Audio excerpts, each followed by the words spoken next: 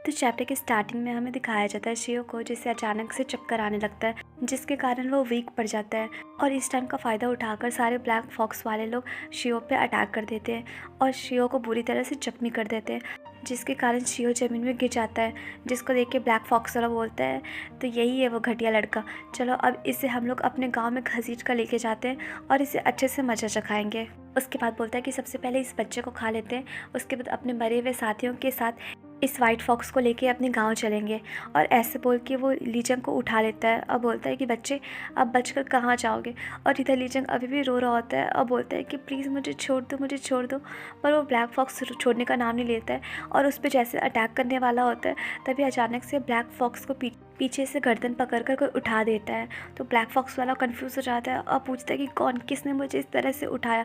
तभी अचानक से ब्लैक फॉक्स को बहुत ज़्यादा एनर्जी का एहसास होता है और सोचता है कि इतनी पावरफुल एनर्जी आखिर किसकी है। और ऐसे वो सोच ही रहा होता है, तभी पीछे से शियो बोलता है कि तुम्हारा काल आ चुका है, अब तुम्हें मरने से कोई नहीं रोक सकता। और इस टाइम शियो अपने ओरिजिनल फॉर्म में ट्रांसफॉर्म हो चुका था और उसके बाद उस फॉक्स को मार देता है। उसके बाद सीन शिफ्ट होता है और हमें दिखाया जाता है ली जंग को, जो कि अपने घर में बीमार पड़ा होता है और उसकी मॉम उसका बुखार उतार रही होती है और बोलती है कि ओ गॉड, मेरे प्यारे बेटे के साथ ये क्या हो गया, थोड़ा देर हमसे अलग रहा और इतना बड़ा हादसा हो गया। और ऐसे वो बोल ही रही होती, तभी अचानक से लीजंग का आँख खुलता है, जिसको देख के उसकी मॉम पूरा एक्साइटेड हो जाती है और बोलती है कि लीजंग तुम जग गए। और ऐसे बोल के वो लीजंग को गले लगा लेती है और बोलती है कि भगवान का शुक्र है कि तुम ठीक हो और तुम जग गए। उसके बाद पूछती है कि बेटा क्या हुआ था वहाँ पे। तो लीजंग बोलता है कि माँ क्या हुआ था, मैं तो जंगल में था लास्ट टाइम और मुझे तो आगे का कुछ भी याद नहीं है, मैं कैसे घर पहुँचा। तो उसकी माँ बोलती कि कल रात बहुत लेट हो गया था और तुम वापस घर नहीं पहुँचे थे, इसलिए मैंने कुछ लोगों को भेजा तुम्हें ढूंढने के लिए।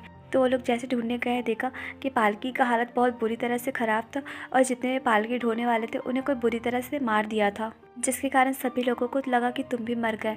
जिसको सोचकर वो लोग आगे बढ़ने लगे, तभी वो लोग देखे कि तुम एक खाली मैदान पे बेहोश पड़े हुए हो, जिसके बाद वो लोग तुम्हें उठाकर यहाँ लेकर आए। वैसे मुझे समझ नहीं आ रहा है कि वहाँ पे हुआ क्या था, लीजंग बताओ।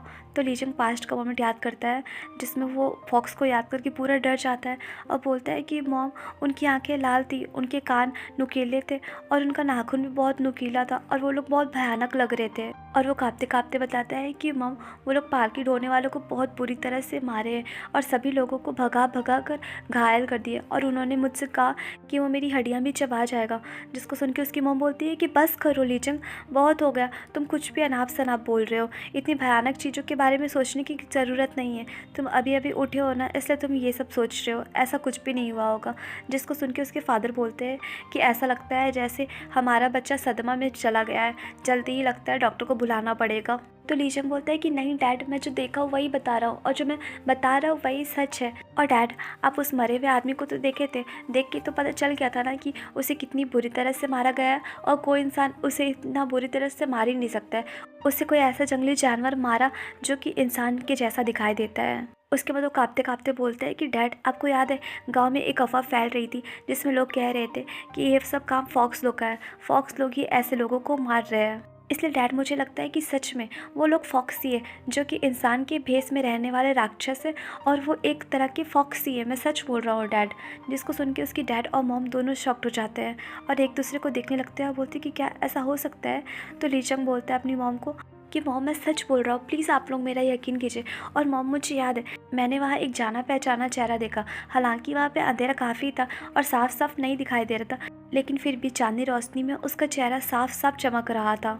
और वो शियो को याद करके बोलता है कि मॉम वहाँ शियो था, एक ऐसा फॉक्स तो था जो कि बिल्कुल शियो के जैसा दिखाई दे रहा था।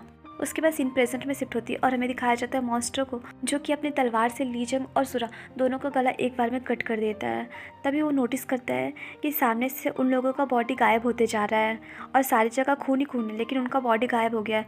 तभी वो अचानक से देखता है कि बहुत सारे ब्लैक फॉक्स उसे घेर लिए हैं और उस पर अटैक कर दिए, जिसको देख के उसे बहुत गुस्सा आता है। और इधर दिखाया जाता है सुरा को, जो कि ये सब देख के बहुत हंस रही थी और बोलती है कि वो इतना बेवकूफ़ है, मैंने सोचा नहीं था। उस बेचारे को तो लग रहा था कि वहाँ पे हम लोग हैं, लेकिन वो हमारे मैजिक के जाल में फंस गया। वैसे मैं सामने से देखती तो मुझे बहुत मज़ा आता और उसका मुंह देख के तो मेरा दिन ही बन जाता। तो लीजंग बोलता है कि मैंने सोचा नहीं था कि तुमने जो रणनीति बनाई है वो इतनी सफल होगी, लेकिन इसे सक्सेसफुल होते हुए देखकर मुझे बहुत अच्छा लग रहा है। तो सुरा बोलती है कि हाँ, मैंने जो प्लान बनाया था वो अच्छा था। उसके बाद बोलती है कि वैसे मुझे यकीन नहीं हो रहा है कि वो अपनी रक्षा करने के बजाय युद्ध मैदान में आ गया, और शायद वो इसलिए आया होगा युद्ध मैदान में क्योंकि उसे लगा होगा कि अगर वो अपने लोगों को खतरे में डाला तो समस्या और गंभीर हो सकती है और लोगों का सपोर्ट उसकी साइड से हमेशा हमेशा के लिए हट जाएगा। इसलिए वो लोगों का सपोर्ट पाने के लिए जोखिम भरा युद्ध में कूद पड़ा, और इस तरह से वो अपने लोगों का सपोर्ट पा लिया और लोगों को दिखा दिया कि वो अपने लोगों का कितना परवाह करता है। और मन में सोचती है कि क्या सच में ये इतना बेवकूफ़ है जो हमारी चाल में फंस गया, वो भी इतनी आसानी से। हालांकि मुझे उम्मीद नहीं थी कि वो अपना महल छोड़ देगा और सीधा युद्ध मैदान में आ जाएगा, और उसके इस कदम से ऐसा लग रहा है जैसे वो सच में मूर्ख है जो एक ही बार में दो चाल में फंस गया। पहला तो युद्ध मैदान में आके गलती कर दिया और दूसरा अपना महल छोड़कर गलती कर दिया। और वह सब सोच रही होती है तभी लीजंग बोलता है कि क्या इस गुफा के थ्रू हम लोग आगे बढ़ते जाएंगे तो क्या मैं अपनी पत्नी से मिल पाऊंगा। उसके बाद बोलता है कि अगर तुमने मुझे धोखा देने की कोशिश की तो हमारा जो गठबंधन है वो किसी भी टाइम टूट सकता है। जिसको सुन के सुरा हंसती है और बोलती है कि हाँ हाँ, मुझे पता है कि गठबंधन किसी भी टाइम टूट जाएगा अगर मैं तुम्हें धोखा दी तो, लेकिन तुम्हें चिंता करने की कोई ज़रूरत नहीं है क्योंकि वैसे भी मुझे तुम्हारी पत्नी से बहुत इंपॉर्टेंट काम है। तो लीचंग बोलता है कि इंपॉर्टेंट काम, तुम्हारे कहने का क्या मतलब है। तो सुरा बोलती है कि बस तुम मेरे साथ आगे बढ़ते चलो और कुछ भी मत पूछो। तो लीजंग उसका बात मान लेता है और उसके साथ आगे बढ़ने लगता है। तब भी वो लोग एक रूम के सामने पहुंचते हैं जहाँ पे सुरा बोलती है कि इसके अंदर चले जाओ, यहाँ पे तुम्हारी पत्नी है। तो लीजंग ये सुन के दरवाजे के पास जाता है तो देखता है कि सामने उसकी येवा है जो कि सो रही है। जिसको देख के वो भाग के येवा के पास जाता है, जिसको देख के सुरा सोचती है कि अच्छा, तो ये वही लड़की है जो उसे पागल करती है और उसे अंधा बना दी है, जो वो सही डिसीजन नहीं ले पा रहा है। और यहाँ पे वो मॉन्स्टर का बात कर रही होती है। उसके बाद सीन शिफ्ट होता है और हमें पास्ट का सीन दिखाया जाता है जहाँ पे येवा के फादर जल्दी जल्दी में बाहर निकले होते हैं और वो बहुत परेशान दिखाई दे रहे थे और अपने गार्ड से पूछते हैं कि येवा की तबीयत कैसी है, कल उसका चेहरा पीला दिख रहा था, क्या कल रात में कुछ हुआ था क्या। और वैसे पूछ रहे होते हैं तभी एक गार्ड वहाँ पे आते हैं और बोलते हैं कि मास्टर मास्टर, आपको जल्दी बाहर जाना होगा क्योंकि गवर्नमेंट ऑफिस के सैनिक घर के बाहर खड़े हैं और आपको बुला रहे हैं। तो येवा के फादर ये सुन के जल्दी जल्दी भाग के जाते हैं और देखते हैं कि इतने सारे सैनिक हैं, जिसको देख के वो पूरे शॉक्ड हो जाते हैं और सैनिक लोग के पास आकर पूछते हैं कि इतनी सुबह सुबह आप लोग बिना किसी खबर किए आ गए, असल में बात क्या है, आप लोग इतनी सुबह क्यों आए हैं यहाँ पे।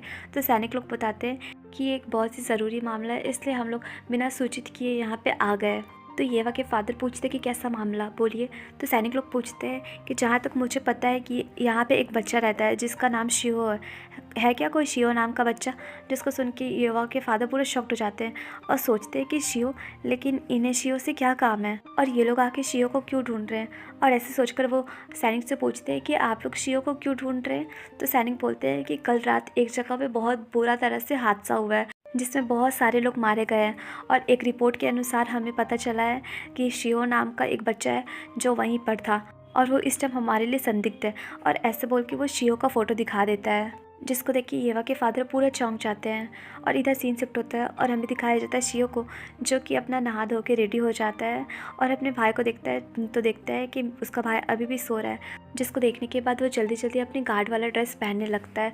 तभी उसे एहसास होता है जैसे कोई उसके पास आ रहा है। तो सोचता है कि यहाँ पे कोई आ रहा है, यहाँ पे शायद 3 लोग आ रहे हैं जिसके पास हथियार भी है, लेकिन वो इस टाइम यहाँ पे क्यों आ रहे हैं। जिसको सोच के वो पूरा परेशान हो जाता है और बाहर में वो 3 लोग आकर बोलते हैं कि क्या तुम शिहो हो, क्या तुम अंदर हो। उसके बाद बोलता कि मैं मंत्री के आदेश पे यहाँ पे आया हूँ क्योंकि मिस येवा आपको किसी काम से ढूंढ रही है, तो आपको जल्दी से बुलाई है। जिसको सुन के शिहो पूरा चौंक जाता है और जल्दी से दरवाज़ा खोल के बोलता है कि मिस को कुछ हुआ है क्या। तो वही सैनिक लोग बोलता है कि मिस ने कहा है कि आपको अपने साथ लेकर चले। तो शिहो अपने भाई को पहले पीछे पलट कर देखता है तो देखता है कि उसका भाई सो रहा है। तो वो बिना डिस्टर्ब किए और बिना बताए उन सैनिकों के साथ चल देता है। उसके बाद सीन शिफ्ट होता है और हमें दिखाया जाता है येवा को जो कि खांस रही होती है। उसके बाद अपना रुमाल देखती है तो देखती है कि उसके रुमाल में ब्लड लगा हुआ है। जिसको देख के सोचती है कि मुझे लगता है कि मेरा शरीर अब बस कुछ ही दिन का है, कुछ ही दिन में मैं मरने वाली हूँ। लेकिन अच्छा ही है, अगर मैं मर जाऊँगी तो दोनों भाई सुरक्षित रहेंगे और मैं मर कर भी दोनों भाइयों की रक्षा कर लूँगी और ऐसे मैं फ्यूचर को भी सिक्योर कर सकती हूँ। उसके बाद सोचती कि किसी को तो आइडिया भी नहीं कि मेरे साथ क्या होने वाला है, लेकिन मैं लास्ट टाइम शिहो को बस एक बार देखना चाहती हूँ मरने से पहले। काश एक बार मैं उसका मुस्कुराता चेहरा देख पाऊँ। और ऐसे सोच सोच के वो बहुत रो रही होती है। तभी उससे बाहर कोई शोर सुनाई देता है।